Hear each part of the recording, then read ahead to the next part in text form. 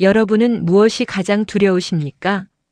돈이 없을까봐 두려우십니까? 병이 생길까봐 걱정되십니까? 아니면 자식에게 짐이 될까봐 불안하십니까? 많은 분들이 노후의 가장 큰 문제는 돈이라고 말합니다. 그래서 젊을 때부터 돈을 모으고 연금을 준비하고 적금을 붓고 부동산을 마련합니다. 그런데 말입니다. 70세를 넘긴 많은 어르신들이 입을 모아 하는 이야기가 있습니다. 돈보다 더 무서운 게 있더라. 오늘은 바로 그 이야기를 해보려 합니다. 그리고 이 영상을 끝까지 들으신다면 앞으로의 노후를 바라보는 시선이 조금은 달라질지도 모릅니다. 한 70대 남성의 이야기입니다. 평생 성실하게 살았습니다. 회사도 오래 다녔고 집도 마련했고 자식 둘도 잘 키웠습니다. 은퇴할 때쯤 통장에는 어느 정도 여유도 있었습니다. 주변 사람들은 모두 부러워했습니다. 이제 걱정 없으시겠네요.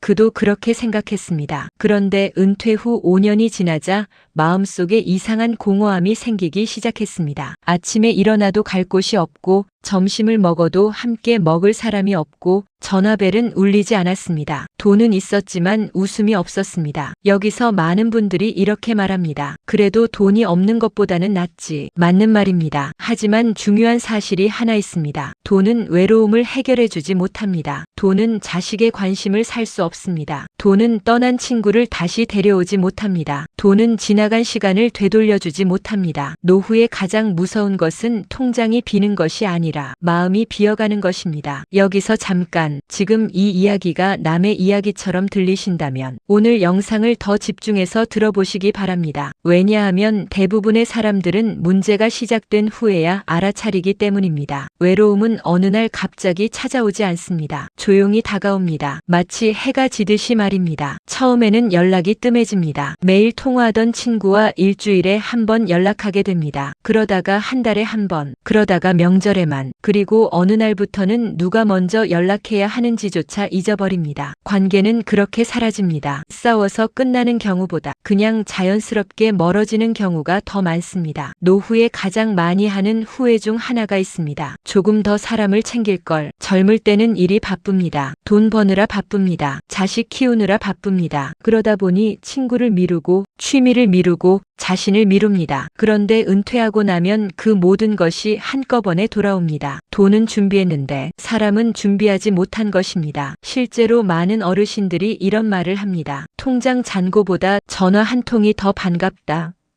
좋은 반찬보다 같이 먹을 사람이 필요하다. 돈은 있는데 이야기할 사람이 없다. 이 말이 가슴 아픈 이유는 너무나 현실적인 이야기이기 때문입니다. 그런데 더 무서운 것이 있습니다. 바로 고립입니다. 혼자 있는 것과 고립은 다릅니다. 혼자 있는 것은 선택입니다. 하지만 고립은 선택이 아닙니다. 아무도 찾지 않고 아무도 궁금해하지 않고 아무도 기다리지 않는 상태. 그것이 고립입니다. 여기서 많은 분들이 깜짝 놀라는 사실이 있습니다. 사람은 외로울 때만 힘든 것이 아닙니다. 외로움이 길어지면 건강도 무너지기 시작합니다. 식사를 대충 하게 되고 운동도 하지 않게 되고 웃을 일도 줄어듭니다. 결국 몸과 마음이 함께 약해집니다. 그런데 말입니다. 지금부터가 정말 중요합니다. 노후를 행복하게 보내는 사람들에게는 공통점이 있습니다. 돈이 많아서가 아닙니다. 자식이 성공해서도 아닙니다. 건강이 완벽해서도 아닙니다. 그들은 작은 연결을 놓지 않습니다. 동네 산책 모임, 경로당 친구, 교회나 절, 취미생활, 봉사활동, 가끔 마시는 커피 한 잔, 이런 사소한 연결들이 삶을 지탱해줍니다. 80세가 넘은 한 어르신은 이렇게 말했습니다. 내가 오래 사는 이유는 약 때문이 아니야. 이 말은 생각보다 깊은 의미를 가지고 있습니다. 사람은 이유가 있어야 살아갑니다. 기다리는 사람이 있어야 살아갑니다. 여기서 또 한번 생각해 보십시오. 여러분은 요즘 누구를 기다리고 계십니까?